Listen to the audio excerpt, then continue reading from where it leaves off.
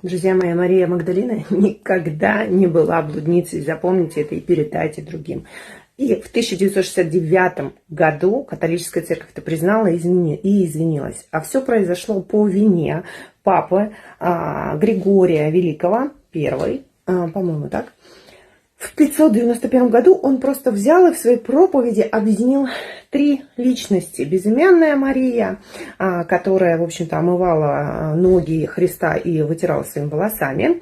Значит, Мария из Вифифании, которая сестра Лазаря и Марфы, если я не ошибаюсь. И та самая Мария Магдалина, из которой Иисус изгнал 7 грехов. Но ни о какой блуждающей грешнице не сказано ни слова в Евангелии и в Библии. В Библии нет слова о том, что она блудница, она равноапостольная, так говорят в православной церкви. Мария